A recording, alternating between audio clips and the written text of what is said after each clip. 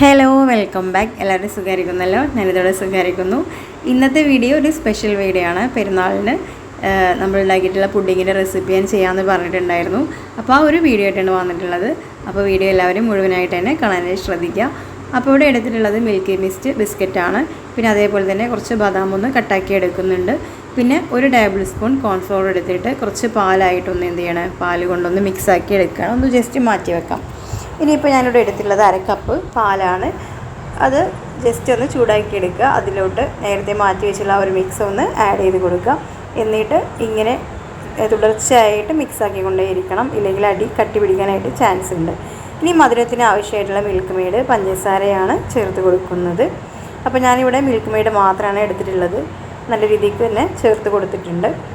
അപ്പോൾ അത്യാവശ്യം നല്ല രീതിയിലൊന്ന് സെറ്റായി വന്നിട്ടുണ്ട്. ഇനി ഗ്യാസ് ഓഫ് ചെയ്തിട്ട് ഏത് പാത്രത്തിലാണോ നമ്മളിത് സെറ്റാക്കി എടുക്കുന്നത് ആ പാത്രത്തിലോട്ട് മിൽക്കി മിസ്റ്റ് ബിസ്ക്കറ്റ് എന്ത് ചെയ്യുക, കട്ടാക്കിയിട്ടൊന്ന് ചേർത്ത് കൊടുക്കുക. അതിന് മുകളിലായിട്ട് ഓരോ ലെയർ പോലെ നമ്മൾ തയ്യാറാക്കി വെച്ചിട്ടുള്ള ഒരു മിക്സ് ഉണ്ടല്ലോ, ആ ഒരു ക്രീം, അതെന്ത് ചെയ്യാം, ഇതിൻ്റെ മുകളിലോട്ടായിട്ട് സ്പ്രെഡാക്കി കൊടുക്കുക. അപ്പോൾ ഇത്രയാണ് ചെയ്യാനുള്ളത്.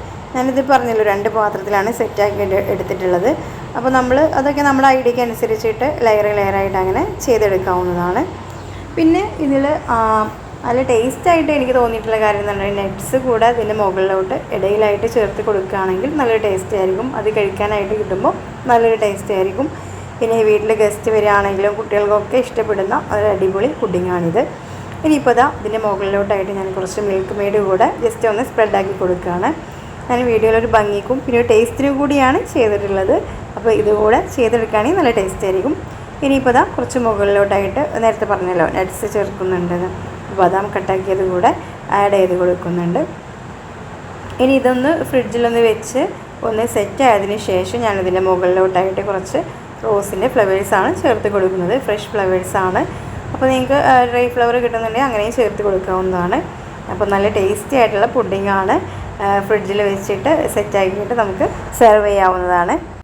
പിന്നെ ഏത് ബിസ്ക്കറ്റ് വെച്ചിട്ടും ഈ ഒരു മെത്തേഡിൽ ചെയ്തെടുക്കാവുന്നതാണ്.